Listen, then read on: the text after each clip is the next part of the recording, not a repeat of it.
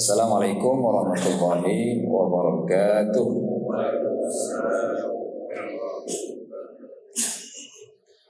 Alhamdulillahi wahdah, sadaqa wa'dah, wa nasara 'abdah, wa hazama al-ahzaba wahdah, la hawla wa la quwwata illa billah.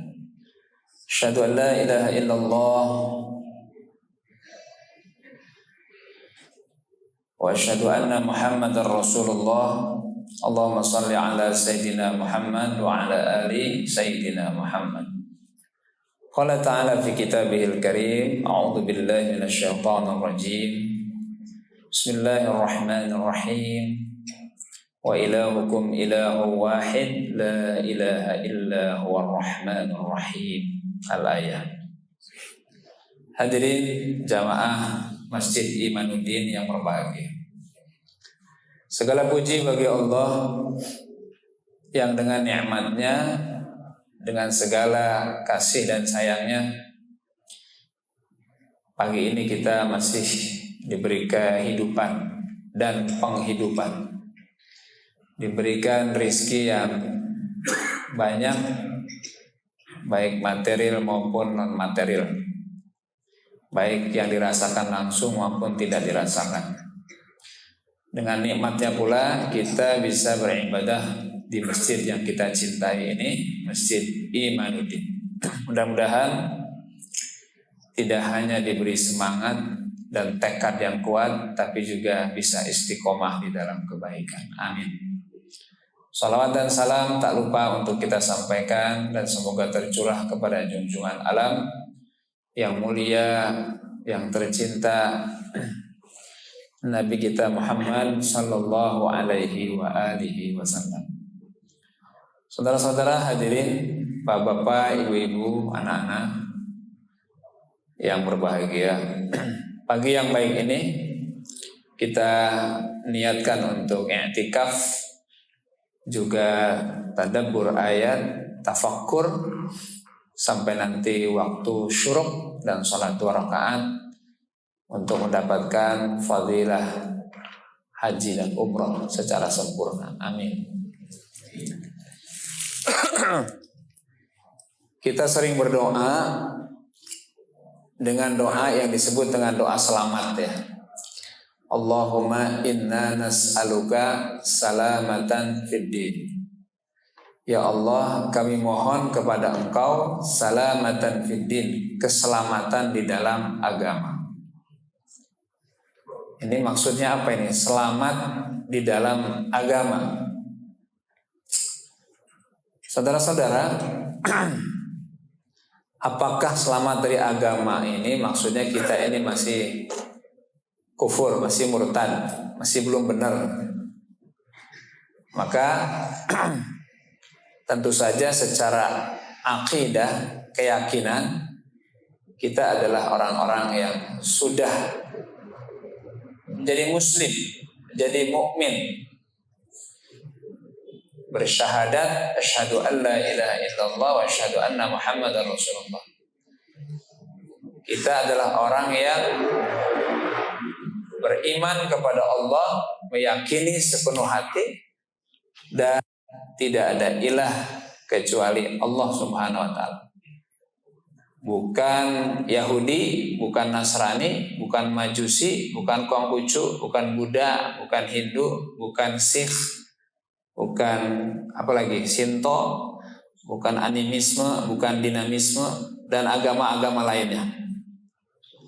Jadi kita adalah Islam, dan agama Islam lah yang nama agamanya tidak dinisbatkan kepada pembawanya, tidak dinisbatkan kepada tempat lahirnya, tapi diambil dari tujuan dan fungsi agama itu diturunkan. Misalnya agama Yahudi, disebut Yahudi diambil dari siapa? Dari salah satu anak Nabi Yakub, Yahuda. Disebut Nasrani diambil dari tempat lahirnya Nabi Isa, Nazaret di Palestina.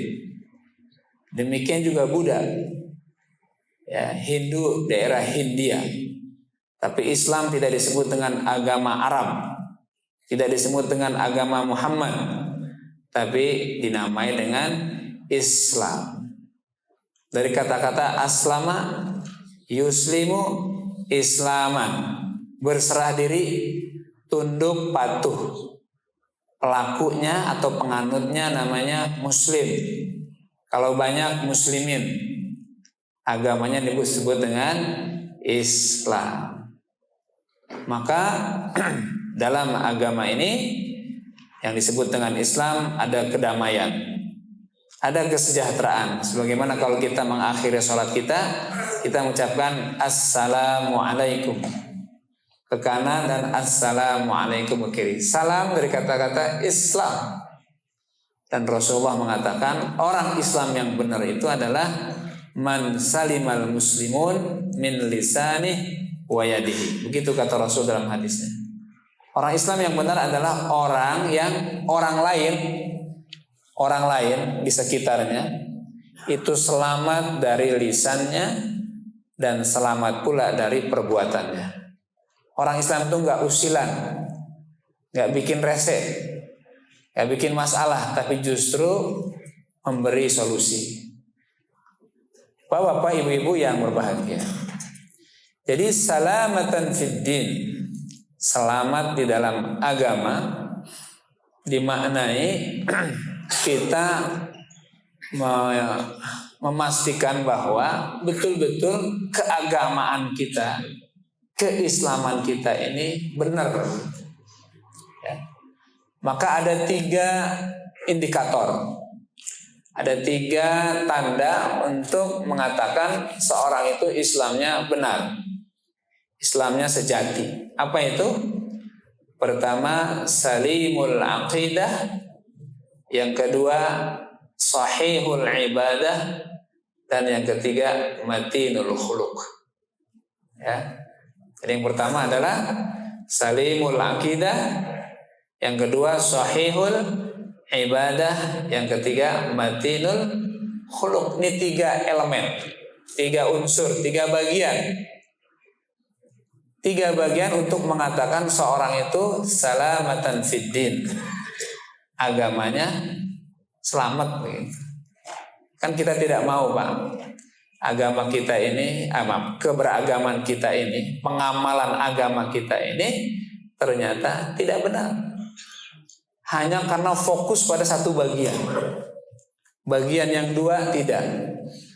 Hanya konsentrasi pada satu bagian. 2 bagiannya tidak diperhatikan. Nah, yang 3 itu adalah salimul akidah. Akidahnya itu selamat. Terus yang kedua, sahihul ibadah, ibadahnya juga benar. Dan yang ketiga, matinul khuluq, akhlaknya bagus.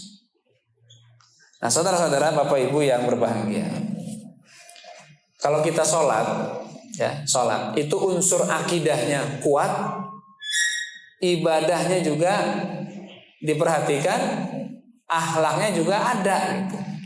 Ini kita sholat, Pak, ya. Di mana akidahnya? Ketika seorang membaca takbir, tasbih, hamdalah, ya, Allahu Akbar. Ketika itu dia sedang apa sih sebetulnya? Sedang menguatkan akidahnya. Karena yang disebut adalah Allah yang akbar. Bukan manusia yang akbar, bukan jabatannya yang akbar, bukan dunianya yang akbar, tapi yang akbar adalah Allah. Dapat tuh akidahnya. Demikian dalam setiap gerakan sholat. Ketika dia membaca Fatihah, itu dia sedang menanamkan, menguatkan, memelihara, menyuburkan akidah. Al-Fatihah itu kan isinya pujian semua, Pak. Ayat pertama, ayat kedua, ayat ketiga, ayat keempat itu pujian semua. Ayat keempat itu ikrar, iyyaka na'budu. Ayat kelima, iyyaka na'budu wa iyyaka nasta'in. Ayat 6 dan 7 itu permintaan. 1 dan 4 itu pujian. Kepada siapa pujian itu dialamatkan? Pada Allah Subhanahu wa taala. Iyyaka na'budu wa iyyaka nasta'in. Dalam hadis qudsi Allah mengatakan, "Hadza ma baini wa baina 'abdi wa li'abdi ma sa'al. Kalau seorang hamba mengatakan iyyaka na'budu wa iyyaka nasta'in, kata Allah dalam hadis qudsi, oh ini antara hambaku dan diriku, dan untuk hambaku apa yang dia mau minta. Ditunggu sama Allah tuh, apa yang dia mau minta nih. Setelah memuji Allah, nah dia mengatakan hanya kepadamu kami minta, hanya kepadamu kami minta pertolongan. Kata Allah, apa yang kamu minta? Yang kau mohonkan apa? Dan permohonan itu spektakuler. Yang kamu mintakan itu sangat bernilai dan yang betul-betul kamu butuhkan. Apa itu? Maka kita membaca ihdinas siratal mustaqim. Ya ini poinnya. Permohonan itu adalah, keinginan itu adalah agar kita dihidayahi ke jalan yang mustaqim. Ini kalau menjelaskan siratal mustaqim panjang. Panjang sekali Pak. Nggak bisa dimaknai jalan yang lurus gitu. Ya. Kalau jalan yang lurus itu tol tuh Pak. Atau seperti apa? Kereta cepat. Jakarta Bandung. Nah baik. Jadi itu yang ditunggu oleh Allah dari doa kita, dari permintaan kita, yaitu hidayah ke siratal mustaqim. Bacaan kita ketika ruku juga sama, ada kalimat tasbih, subhana rabbiyal azim. Ketika sujud, subhana rabbiyal a'la. Ketika duduk antara dua sujud, ada doa. Dan diakhiri ketika tahiyat awal, tahiyat akhir dengan apa? Dengan memuji Allah. At-tahiyyatul mubarakatus salawatut thayyibatul. Jadi sholat itu lengkap betul, Pak. Orang dengan sholat itu udah cukup. Orang dengan sholat itu jadi ukuran apakah yang lainnya benar atau tidak. Maka Rasul dalam hadisnya mengatakan bahwa in saluhat sairul amalu kullu. Salat kalau benar maka amal yang lain benar. Wa in fasadat, kalau salatnya rusak, fasadat sairul amalu kullu. Maka rusak pula amal yang lain. Berarti ukuran betul ini. Standar pokok. Dan kalau orang sudah meninggalkan salat, kata Rasulullah ya, as-salatu imaduddin, salat itu tiangnya agama. Sebetulnya hadisnya itu aja tuh Pak, as-salatu imaduddin, salat itu tiangnya agama. Tapi ada kalimat man aqamaha faqad aqamad-din wa man hadamaha faqad wa man tarakaha faqad hadamad-din. Siapa yang menegakkan berarti dia menegakkan agama, siapa yang meninggalkan maka dia telah merusak agama. Itu bukan hadis, itu keterangan sebetulnya. Yang hadisnya adalah as-salatu imaduddin. Salat itu tiangnya agama. Kalau udah dikatakan tiang, ya, itu berarti pokok, Pak. Kalau disebut dengan tiang itu pokok. Bangunan ini karena ada tiangnya yang kokoh maka bisa menyanggah bagian yang lain. Agama seseorang kalau sholatnya benar maka tiangnya benar. Bahasanya gini Pak, ya kalau urusan harta ada yang rada pelit, puasanya ada yang kurang-kurang benar, susah dimaklumi. Tapi kalau sholatnya nggak dibenerin, nggak diperbaiki, nggak diseriusi, padahal ini adalah pokok, bisa problem dengan yang lain. Hadis-hadis seperti ini banyak sekali. Di antara hadis yang lain misalnya, awwalu ma yuhasabu bihi 'abdu yaumal qiyamah as-shalah. Perkara yang akan dihisab pertama kali nanti di akhirat adalah salat. Karena kalau kita rasakan, kita hayati, kita dalami, Bu, ya. Salat itu kan apa ya? Menyeluruh, komprehensif dia. Tauhidnya dapat, ya. Ibadahnya dapat, akhlaknya dapat. Tadi saya baru menyinggung masalah akidahnya. Ya. dalam kalimat-kalimat yang kita baca dalam sholat itu menanamkan, menguatkan akidah. Itu. Terus akhlaknya di mana akhlaknya? Ada akhlak. Orang sholat itu dia sedang menenangkan diri, mensejahterakan dan tumaninahkan dirinya. Dia memperhatikan juga kanan kiri. Maka di awal kita disuruh oleh Rasulullah sawwu sufufakum, lurusin, rapihin saf kamu, pundak sejajar, nggak ada yang lebih maju dari yang lainnya, sama. Dan saf pertama bukan untuk pejabat, saf pertama bukan kaplingnya ulama, enggak kok. Siapa yang duluan aja. Walaupun dia pejabat, tapi kalau dia tertinggal, dia masbuk dia. Kalau dia kiai, tapi kalau dia telat, masbuk dia. Berarti harus di belakang itu. Enggak ada glorifikasi, bahasanya apa itu? Enggak ada karpet merah buat status sosial tertentu. Itu kan akhlak, Pak. Persamaan derajat, kesamaan diri kita di hadapan Allah Subhanahu wa ta'ala. Maka dalam Al-Quran surat Al-Hujurat Allah berfirman, inna akramakum indallahi atqakum. Orang yang paling mulia adalah orang yang paling takwa di antara kalian.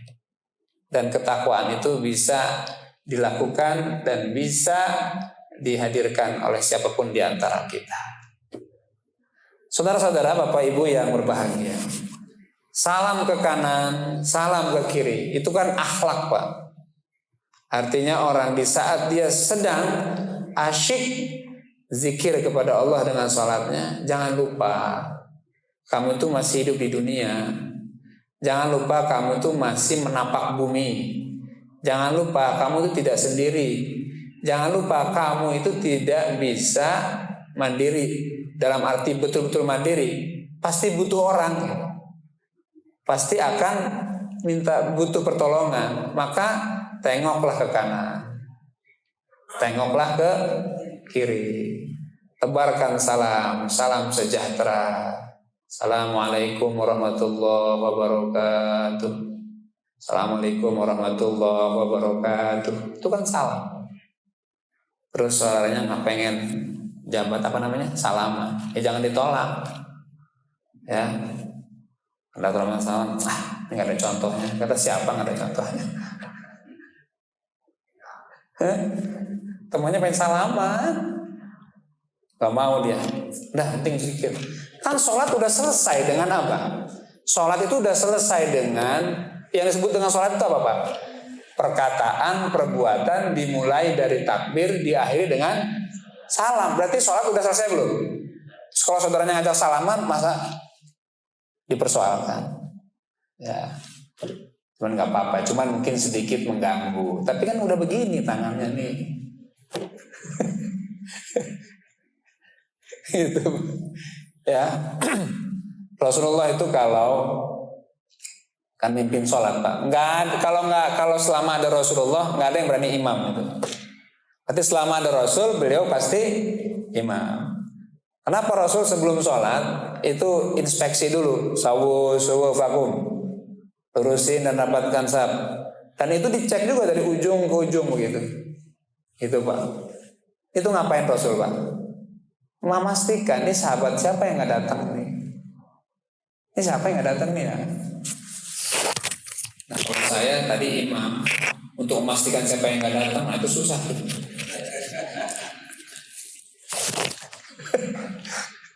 Saking banyaknya, Pak. Kalau Rasul kan hafal, Pak. Oh, sahabat ini nggak ada nih. Biasa kaplingan sana si fulan. Jadi lurus itu akhlak, Pak. Akhlaknya apa itu? Itu adalah perhatian dan cinta Rasul kepada sahabat. Ya, dan itu sholat. Rasul tahu banget tuh. Kalau maghrib ya nggak panjang, isya nggak panjang, giliran subuh panjangin. Dia tahu, Rasul tahu kalau maghrib itu banyak musafir. Ya, isya juga banyak orang yang tanggung habis dari mana. Tapi kalau subuh, emang mau kemana, Pak? mau berangkat kerja. Absen jam berapa Pak? Jam 6. Ada jam 6 absen. Fingerprint jam berapa? Jam 8. Masa jam 5 harus jalan? Kecuali yang jaraknya jauh. Assalamualaikum kanan, assalamualaikum ke kiri. Rasul kalau sholat kenapa balik kanan? Balik kanan menghadap jamaah. Sama juga tuh ingin mengetahui itu. Ini siapa ini yang nggak datang? Siapa? Ya siapa ini? Itu yang nggak hadir. Gitu. Subhanallah itu. Itu akhlak itu. Itu khuluq, akhlak yang luar biasa. Ternyata tadi waktu memulai sholat dia nggak ada. Oh mungkin masbuk kali ini. Pas habis sholat dilihat lagi, oh nggak ada. Kemana ini? Kemana ini? Oh dia sakit mungkin. Maka akan ditanya, si fulan sakit, ayo kita tengok. Maka wajar kalau Rasul sunnahnya itu habis sholat, waktu berangkat dan waktu pulang itu beda jalannya itu. Waktu berangkat kemana dulu gitu, terus pulang kemana dulu. Padahal rumah Rasul di mana Pak? Rumah Rasul di mana? Jarak dengan masjid di mana? Kan sampingan Pak. Kenapa harus muter-muter Rasulullah juga? Terus kalau mau balik kenapa harus muter-muter dulu? Apa yang ingin disampaikan oleh Rasulullah? Ya ingin menyapa sebenarnya. Ingin mengetahui sahabat kalau dia nggak datang kenapa, sakit, kesiangan, atau habis pergi jauh atau apa begitu. Sampai seperti itu akhlak namanya. Ya. Jadi bukan ngopinya doang Pak. Jadi dalam sholat aja itu ada 3 unsur yang dihadirkan. Akidahnya memang terus ditanamkan, ibadahnya dalam arti penghambaan dalam bentuk bacaan itu dilakukan, tapi juga tidak kalah penting akhlaknya. Assalamualaikum, assalamualaikum kanan dan kiri. Nah jadi itu contoh aja ya sholat. Maka ya memang nggak ada pilihan. Sholat itu harus ditegakkan. Sholat itu harus dijalankan kalau dia seorang muslim. Gitu. Ya. Sampai Rasul mengatakan dalam hadisnya, bainal mu'min wal kafir tarkus sholat. Ini hadis Rasul juga ini. Bedanya mukmin dan kafir itu meninggalkan sholat. Ibadah apa Pak selain sholat Pak yang bisa digantikan, bisa diwakilkan? Nggak ada. Sholat tuh nggak bisa Pak, nggak bisa diwakilkan. Kalau zakat, zakat ya, zakat fitrah kan bisa tuh Pak, digantikan, dibayarkan oleh orang. Haji bisa nggak dibadalkan? Bisa. Puasa bisa nggak diganti? Bisa Pak. Di hari yang lain. Bulan Ramadan nggak bisa dia, bisa diganti pada hari bulan yang lain. Berapa banyak? Sebanyak hari yang ditinggalkan. Terus bisa nggak diganti tidak dengan puasa? Bisa. Fidyah itu kan. Siapa yang boleh fidyah? Yang kondisinya lemah, penyakit menahun. Tapi kalau dia kuat, ya kuat hanya karena di Ramadan mungkin ada sesuatu yang menghalangi dia, maka dia tidak fidyah, tapi iddah, mengganti puasa sebanyak hari yang kalau salat ada nggak? Bisa diwakilkan nggak? Misalnya Pak Asep lagi malas nih, aduh lagi malas banget, bilang sama Pak Ridwan, tolong ya gantiin deh salat saya. Terus saya kasih ente apa kayak gitu. Kan nggak bisa Pak, nggak bisa diwakilkan gitu. Kalau haji, umrah bisa dibadalkan Pak. Kalau di Mekah gitu banyak mutoib kita suka nanya sama saya, Ustaz, boleh dong kalau ada yang mau dibadalin? Saya tanya berapa ongkosnya? Ya sekian lah. Itu haji umrah. Kalau sholat, ya ada. Orang bahkan di saat dia tidak bisa berdiri harus sholat walaupun dengan duduk. Gak bisa duduk, tetap harus dikerjakan, yaitu dengan cara berbaring. Ya Allah, kalau gak bisa berbaring hanya isyarat, bahkan dengan isyarat. Nah maka begitu pentingnya sholat dan menjadi hak Allah dari hambanya, kewajiban hamba kepada Tuhannya. Dalam madzhab Syafi'i itu ada qadha sholat. Qadha sholat, mengganti sholat yang dulu pernah ditinggalkan karena kebodohan. Ya. Waktu zaman jahiliyah, zaman lagi gilanya begitu ya. Jadi sholat duhur kecapean gitu kan. Sholat asar nanggung. Sholat maghrib di perjalanan. Sholat isya tiduran. Sholat subuh siang. Ini kapan sholatnya ini? Mungkin kita pernah ngalami itu zaman jahiliyah, Pak. Ya alasannya banyak lah. Kadang-kadang usia muda disalahkan, lagi darah muda Ustaz, maklumlah ada dia bergejolak. Atau karena kesibukan kerja, sampai akhirnya hak Allah dari hambanya diabaikan. Padahal sholat pokok, tadi kan imaduddin, pokoknya agama. Ya, pokoknya agama, loh ditinggalkan. Maka dalam madzhab Syafi'i karena ini pokok, nggak bisa diwakilkan, nggak bisa digantikan, qadha, ganti. Sholat apa yang dulu pernah ditinggalkan? Kira-kira sholat apa yang sering ditinggalkan, Pak? Subuh. Sholat apa kira-kira? Asar. Ya sudah, habis sholat asar berjamaah sholat lagi. Sholat subuh sering ditinggalkan dulu. Habis sholat subuh tadi, Pak, sholat lagi. Ya, karena banyak yang ditinggalkan, mungkin qadhanya banyak begitu. Ya, bisa jadi tetangga sebelah mengatakan rajin banget ya sholat. Padahal sholat qadha. Padahal sholat pengganti. Ya, maka jangan juga langsung memvonis kalau ada orang habis sholat subuh terus sholat lagi. Jangan langsung divonis. Apaan ini? Kan nggak ada sholat sunnah subuh. Di situnya mungkin tidak ada. Dia tidak sedang menjalankan sholat ba'diyah, memang tidak ada. Tapi mungkin dia sedang sholat qadha. Kan bisa, Pak. Kadang-kadang kita ini suka nggak sabar dan nggak bisa bertahan gitu ngelihat, oh kenapa ya dia sholat 2 rakaat setelah subuh. Ya, wah nggak ngaji ini orang nih. Gak ngaji nih. Padahal dalam madzhab Syafi'i itu ada, mungkin dia sedang qadha.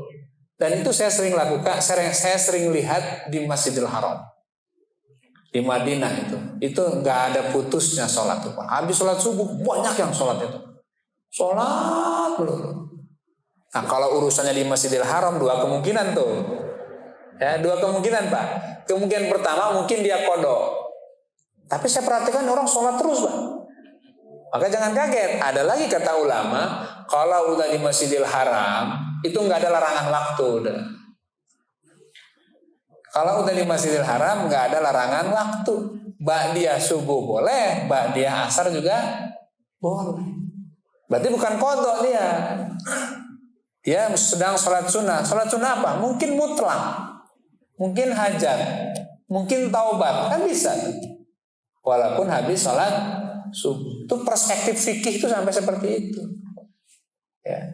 Rasul itu pernah, Pak, qobliyah asar bukan lupa, ketinggalan. Ya. Ini dalam fikih Syafi'i ada ya.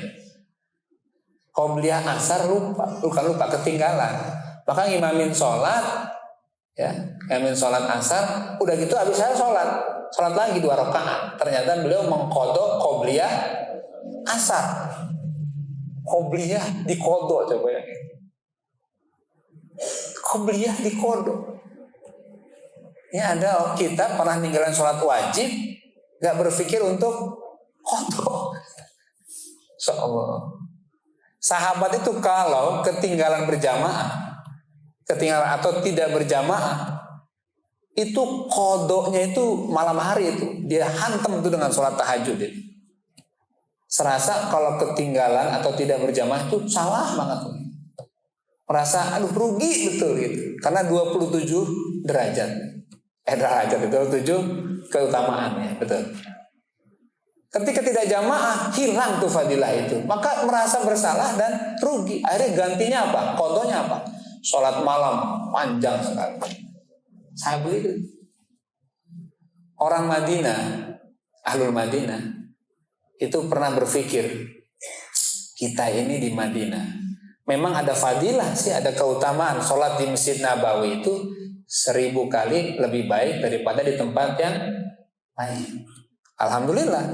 Tapi kemudian mereka berpikir, tapi kalau kita mau dibandingkan dengan orang Mekah, kita masih kalah jauh ini. Kalau di Mekah kan sholat sekali berapa kali? 100.000. Madinah 1000, Makkah 100.000, sekali sholat 100.000. Apa kata ahli Madinah? Wah, kita nggak akan pernah nyaingin orang Mekah ini kalau gitu. Ya banyakkan pahalanya, ya, banyakkan pahalanya. Maka pernah di Madinah itu pada masa Imam Malik itu sholat taraweh bukan 8, bukan 20, tapi 36. Untuk nyaingin apa? Orang Makkah. Itu padahal Madinah sudah ada keutamaan 1000 kali lebih baik daripada di tempat yang lain. Ini kira-kira kalau sholat di Imanuddin berapa kali lebih baik dari masjid yang lain ini kira-kira? Ini Imanuddin nih berapa kali lebih baik dari masjid yang lain?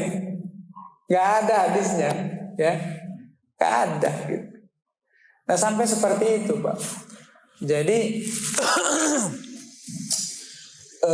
rasa haus dan iri hati dalam kebaikan itu tertanam kuat sehingga spirit ibadah itu luar biasa. Kembali ke tadi, salamatan fiddin, memastikan bahwa akidah kita ini salim, selamat. Selamat dari apa? Selamat dari kekufuran, selamat dari kemusyrikan, selamat dari kefasikan, selamat dari kemunafikan. Ada 4 istilah yang sering dimunculkan dalam Al-Quran: syirik, kafir, munafik, dan fasik. Ini ada bedanya ini. Orangnya itu kafir, musyrik, munafik, dan fasik. Itu orangnya. Ada doa di dalam surat Al-Hujurat, ya, wa'lamu anna fikum Rasulullah la yuti'ukum fi katsirin minal amri la'anittum walakinnallaha habbaba ilaikumul iman wa zayyin fi qulubina wa karrih ilainal kufra wal fusuqa wal isyana waj'alna minar rasyidin. Kalau enggak salah ayat 7, Al-Hujurat ayat 7. Ya Allah, habib ilainal iman, tanamkan rasa cinta kepada keimanan, wa zayyinhu fi qulubina, dan hiasi keimanan itu dalam hati kami. Wa karrih, dan bencikan kepada kami kepada apa? Al-kufra, kekafiran, wal fusuqa, dan kefasikan, wal isyan, dan juga kemaksiatan. Jadi kita ingin akidah kita ini selamat dari kesyirikan. Syirik ada 2, syirik besar sama syirik kecil. Mungkin syirik besar kita aman lah, nggak zaman lah kita nyembah-nyembah berhala gitu, nggak zaman lah, ya, nggak model lah kita bikin patung gitu ya di depan rumah, patungnya patung presiden, saking maniaknya, saking idolanya gitu jadi patung. Jangan salah, Pak. Penyembahan berhala itu justru diawali dengan kekaguman yang berlebihan. Karena mengidolakan sekali, akhirnya salah perilaku. Dalam surat Nuh, Allah berfirman, wa qalu la tadarunna alihatakum wa la tadarunna wadda wa la suwa'a wa la yaghutha wa ya'uqa wa nasra. Ada 4 orang hebat, orang alim zamannya setelah Nabi Nuh alaihissalam. Wadda, Suwa'a, Yaghutha, Ya'uqa, wa Nasra, ada 5, mohon maaf. Ini orang hebat semua, Pak. Alim, ahli ibadah. Di masanya dikagumi, Pak. Diidolakan. Akhirnya apa? Dibikin peringatan. Kan kelimanya meninggal.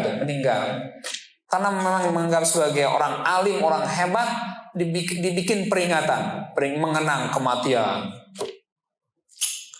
ya kan, untuk mengenang kebaikan. Tapi generasi berikutnya bukan hanya mengenang, bukan hanya memperingati, sudah menampilkan apa? Dibikin patung supaya monumental begitu.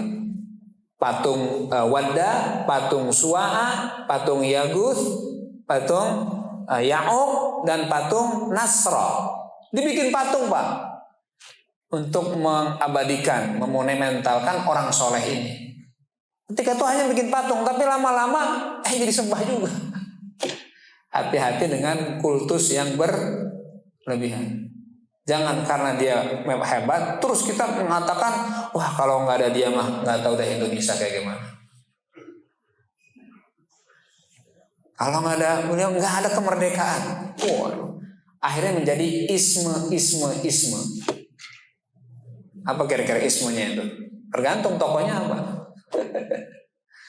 Hati berbahaya itu ya. Maka ketika Rasul mengajari para sahabatnya, walaupun beliau memang sahabat yang menghormati beliau, tapi ada saat tertentu Rasul ngajarin supaya jangan berlebihan untuk mengkultuskan beliau. Sampai ketika dalam satu majelis, ya, udah kumpul nih sahabatnya, Rasul datang, berdiri semua tuh sahabat tuh menghormati beliau. Kata Rasul, nggak usah, duduk aja lagi biasa, duduk biasa. Ya, itu saking tidak inginnya Rasul nanti dikultuskan. Maka dalam 2 perang Rasul itu pernah kalah, perang Uhud dan perang Mu'tah, pernah kalah. Perang Uhud itu paling parah, gigi Rasul patah, dahinya sobek, kakinya berdarah. Ya, sekian banyak anak panah dialamatkan ke beliau, tapi beberapa sahabat menjadi tameng untuk menghalau anak panah ini mengenai Rasulullah. Di antara sahabat yang menjadi tameng itu adalah Abu Dujana, yang di tubuhnya itu tertancap 100 anak panah. Setiap kali orang kafir melemparkan anak panah mau mengenai Rasul, dia pasang, kena tubuhnya. Rasul selamat, tapi dia jadi terkena anak panah. Kenapa Rasul sampai berdarah? Rasul sampai terluka. Itu ibrohnya, pelajarannya. Kenapa kalah? Untuk memberikan pelajaran, ya, bahwa Rasul secara fisik manusia biasa. Bedanya, hebatnya, luar biasa beliau adalah ada kenabian, ada mukjizat, dan mukjizat tidak hanya di tulisan Qur'annya, tapi dalam kepribadian beliau. Apa mukjizatnya? Bisa sabar, tenang dalam kondisi yang krusial tadi. Rasul mau marah itu, tapi ditegur sama Allah. Fabima rahmatin minallah linta lahum walau kunta faddan ghalidhal qalbi lan faddu min hawlik. Ya Muhammad, karena rahmat Allah lah kamu bisa berlemah lembut kepada mereka. Kalau kau bersikap kasar dan keras, mereka akan menjauh dari. Jadi kepribadian beliau, akhlak beliau itu adalah mukjizat itu sendiri. Ya. Nah, kalau Rasul ketika perangnya menang terus, maka nanti ada kesombongan yang muncul. Ya, tapi ternyata kalah. Sejarah mencatat kehebatan Nabi Isa bisa mengobati penyakit kusta dan lepra, bisa tahu apa yang disimpan di rumah-rumahnya orang Yahudi, orang Israel, bahkan yang spektakuler bisa menghidupkan orang mati. Ya, itu membuat orang-orang Nasrani menuhankan Nabi Isa. Ya, lahir tanpa ayah. Ini menjadi sebab dilebih-lebihkan statusnya, akhirnya menjadikan Isa binullah. Isa itu anak Tuhan, kata mereka.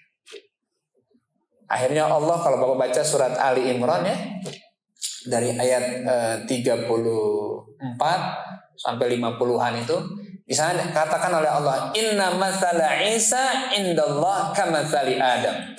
Khalaqahu min turab thumma qala lahu kun fayakun. Sesungguhnya perumpamaan Nabi Isa itu sama seperti Nabi Adam, kata Allah. Nabi Adam itu diciptakan dari tanah, kemudian Allah berfirman, jadilah, maka jadi. Apa maksud Allah dalam ayat itu? Maksudnya, kalau alasan menuhankan atau menjadikan Isa sebagai anak Tuhan karena dia lahir tanpa bapak, maka Adam lebih pantas untuk dituhankan. Nabi Adam lebih berhak untuk dituhankan. Kenapa? Karena dia nggak punya bapak, nggak punya ibu. Kalau Nabi Isa masih punya ibu, lahir seperti manusia biasa, tumbuh janin di rahim Maryam, kemudian lahir. Memang tanpa bapak. Tapi Nabi Adam kan tidak memiliki dua-duanya. Kalau alasan menuhankan itu karena lahir tanpa bapak, tanpa ibu, Adam lebih berhak untuk dituhankan. Kenapa nggak dituhankan? Sampai begitu Allah menyampaikan argumentasinya. Maka insya Allah orang Islam aman dari itu semuanya. Kenapa? Tiap habis sholat kita baca apa Pak? La ilaha illallah wahdahu la syarika lah, lahul mulku wa lahul hamdu yuhyi wa yumitu wa huwa ala kulli syai'in qadir. Itu kita sedang membersihkan Pak akidah kita dari apa? Kesyirikan dan kekafiran. Kita katakan, ya Allah, la ilaha illallah wahdah. Tidak ada ilah kecuali Dia yang esa. La syarikalah, nggak ada sekutu. Maksudnya sekutu nggak ada anak, nggak ada istri, nggak ada teman, gitu. Dia wahdah sendiri, tunggal, esa. Lahul mulku, kekuasaan miliknya. Walahul hamdu, segala pujian miliknya. Yuhyi wa yumit, Dia yang menghidupkan dan Dia yang mematikan. Wa huwa ala kulli syai'in qadir, dan Dia maha kuasa atas segala sesuatu. Bayangin itu. Setiap hari kita bersihin terus ini akidah kita dari kesyirikan. La syarikalah, la syarikalah. Tidak ada sekutu, tidak ada syirik. Tidak ada istri, tidak ada anak, tidak punya cucu. Tambah lagi dihantam dengan wa ilahukum ilahun wahid, la ilaha illa huwar rahmanur rahim. Wa ilahukum ilahu wa, Tuhanmu adalah Tuhan yang esa. La ilaha illa huwar rahmanur rahim. Tidak ada ilah kecuali Dia yang maha pengasih, maha penyayang. Hantam lagi dengan ayat kursi. Allahu la ilaha illa huwal hayyul qayyum. Dialah Allah yang tidak ada ilah kecuali Dia, Al Hayyul Qayyum, yang maha berdiri sendiri, yang maha hidup dan berdiri. La ta'khudhuhu sinatun wala naum, yang tidak lupa dan tidak tidur. Lahu ma fis samawati wa ma fil ard, milik Allah segala yang di langit dan yang di bumi. Itu sampai akhir Pak. Sampai Allah bilang wala ya'uduhu hifdhuhuma. Allah tidak pernah bosan untuk memelihara, menjaga seluruh ciptaannya. Wa huwal aliyyul azim, Dia maha tinggi dan maha agung. Itu dibaca tiap hari oleh kita tuh Pak. Tauhid tertanam itu. Kuat itu.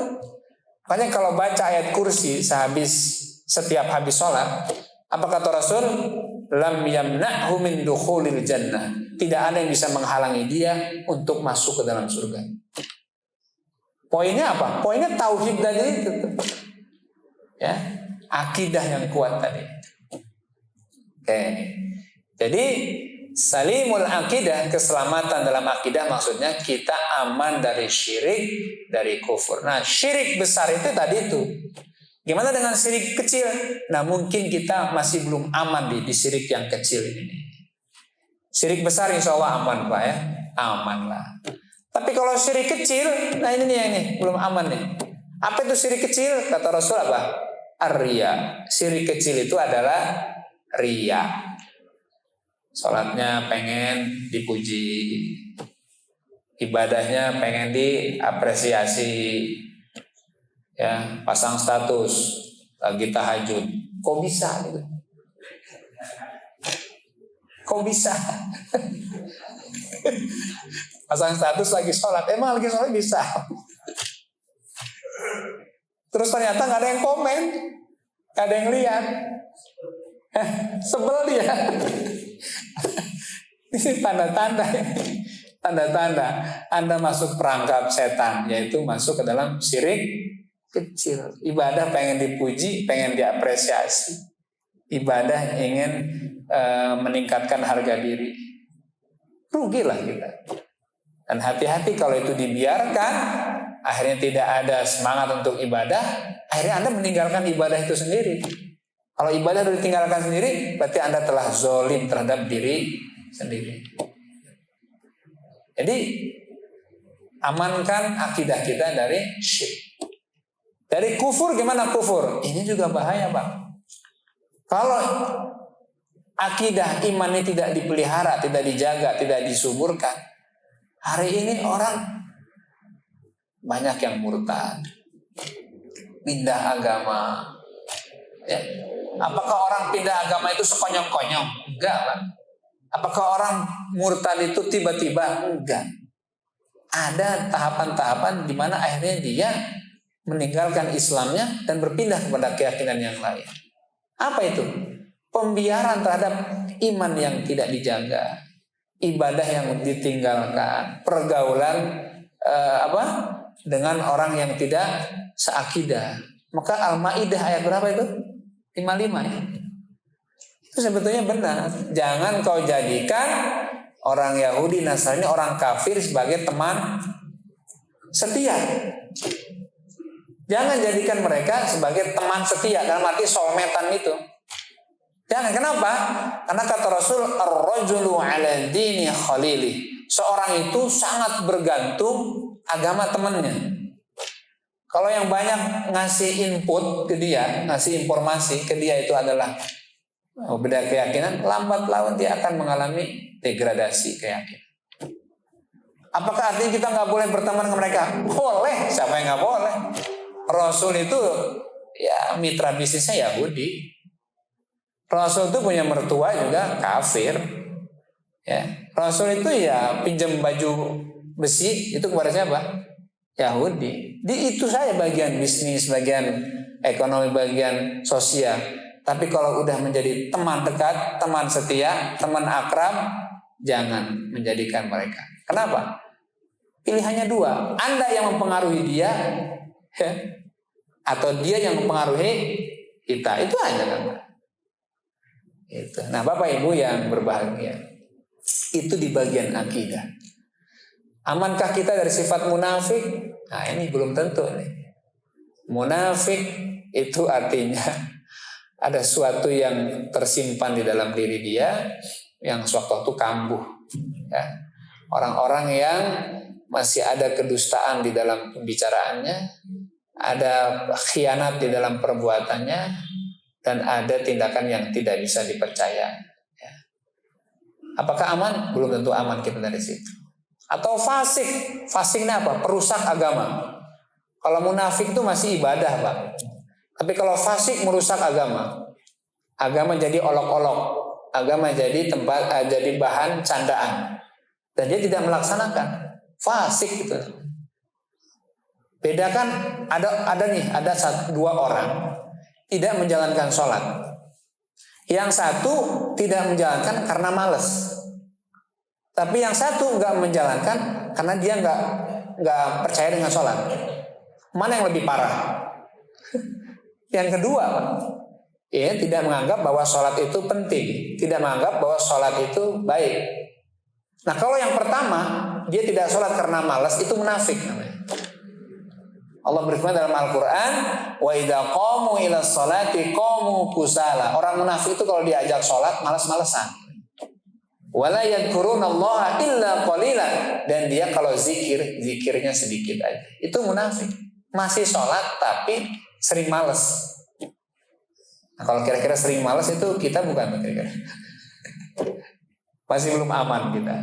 Tapi kalau ada orang nggak sholat karena dia nggak percaya dengan sholat, tapi dia masih Islam, masih ada keyakinan kepada Allah, itu namanya fasik, perusak agama. Tapi ini udah hampir masuk ke lembah, ke jurang, kehancuran. Ujung-ujungnya nanti murtad. Makanya kenapa ibadah terus dijaga terus untuk menguatkan akidah dan mengamankan diri kita dari hal-hal yang buruk tadi. Yang kedua, sahihul ibadah. Bagaimana kita ini selamat beragama ini, ibadah kita ini benar. Bukan benar menurut diri sendiri, Pak. Bukan benar menurut hawa nafsu sendiri, tapi benar sesuai dengan tuntunan Rasulullah Muhammad sallallahu alaihi wasallam.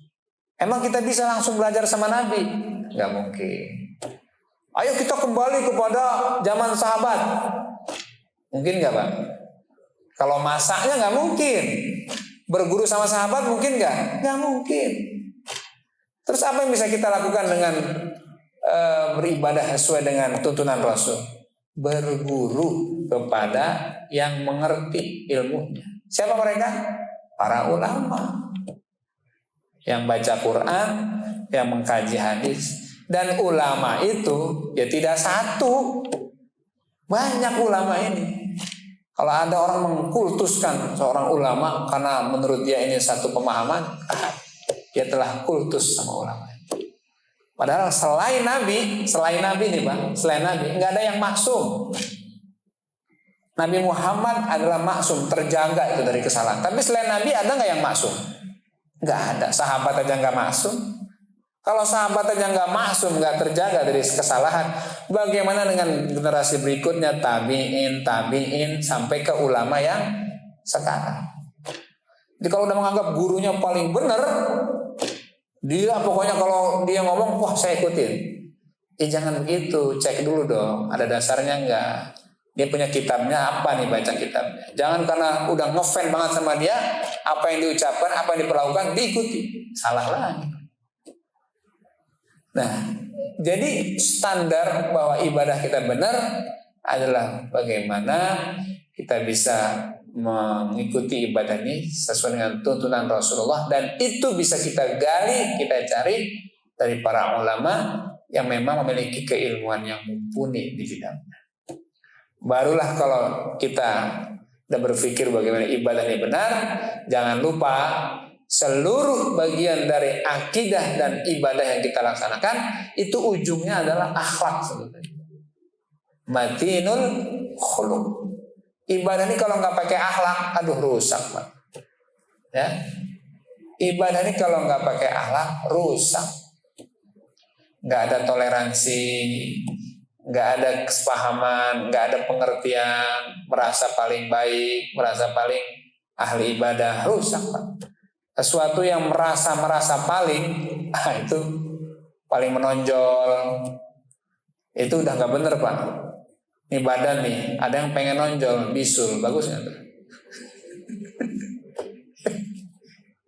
Ada yang pengen nonjol lagi, amandel, pengen nonjol dia, bagus nggak Pak? Bagus. Ada lagi yang pengen menonjol, apa itu di dubur itu apa namanya Pak? Ambien, kan pengen nonjol. Bagus nggak Pak? Ibadah kalau pengen nonjol sendiri, pengen paling merasa dia paling soleh, paling hebat, udah nggak bener aja. Ya. Imam Syafi'i aja yang ahli fikih, ahli hadis, itu dalam ucapannya mengatakan seandainya ada pendapat lain yang lebih baik, ada dalil yang lebih kuat, ikuti dia, jangan ikuti saya. Imam Syafi'i itu artinya sadar betul bahwa kebenaran dalam perspektif manusia itu masih relatif. Kemungkinan salahnya itu adalah ada. Bahkan dalam fatwanya Imam Syafi'i ada qaulul jadid, ada qaulul qadim. Ada fatwa yang lama, ada fatwa yang baru. Bayangin. Ini kelasnya Imam Syafi'i loh. Makanya kalau ada ustadz hari ini udah kayak Imam Syafi'i, halo, kira-kira gitu ya Pak. Maka selalu kalau seorang alim, ulama di ujung pembicaraan mengatakan wallahu a'lam bis-shawab. Itu artinya apa itu?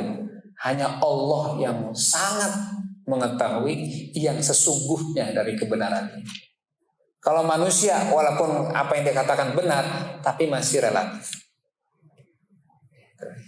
Jadi yang akidah dikuatkan, ibadah dibenarkan, maka jangan lupa akhlak menjadi output ya, hasil ujung dari itu semuanya.